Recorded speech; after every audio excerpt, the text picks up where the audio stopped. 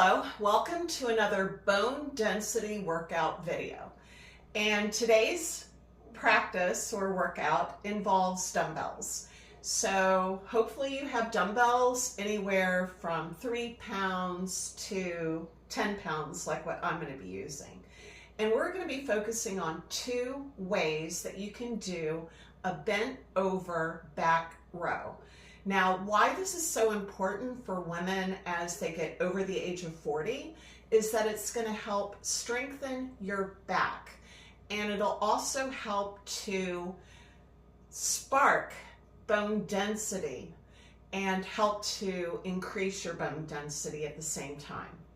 So having a strong back is super important as we get older because you don't want to end up hunching over as you age, so you want to protect your spine. And the best way to do that is by improving your muscle capability in your back. So there's 2 different ways we're going to do this. The first way will be more for beginners. So in addition to your dumbbells, you want to have a chair available. Now when you bend over initially, and I'm going to move one of them, you want to hinge at your hip. So you don't want to bend over like this. You want to hinge at your hip so you keep your back straight. You'll rest whichever hand you're not going to be lifting the dumbbell with flat on the chair. Now you don't want to lean on it, you just want to have it there as a way to prevent you from losing your balance.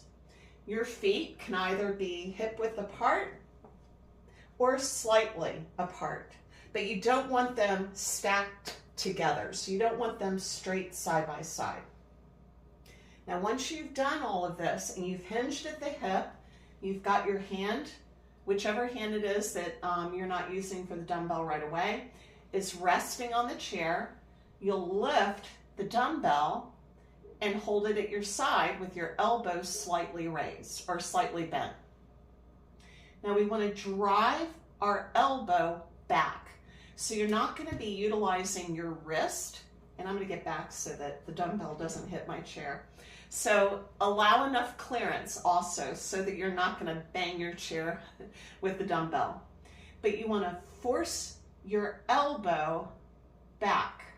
So what that's going to do is it's going to utilize the muscles of your arm and the muscles in your back instead of your wrist.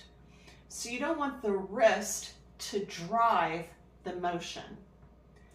And you can do this for about 30 seconds, keeping your knees partially bent, and then you would switch to the other side.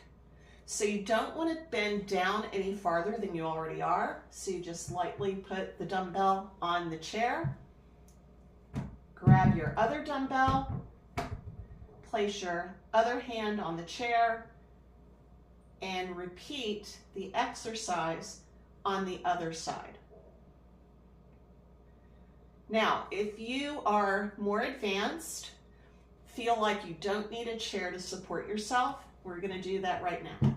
Now, when you lift, if you're holding your dumbbells, you want to lift from your core. So you don't want to put any undue stress on your back. So now I'm going to move the chair out of the way.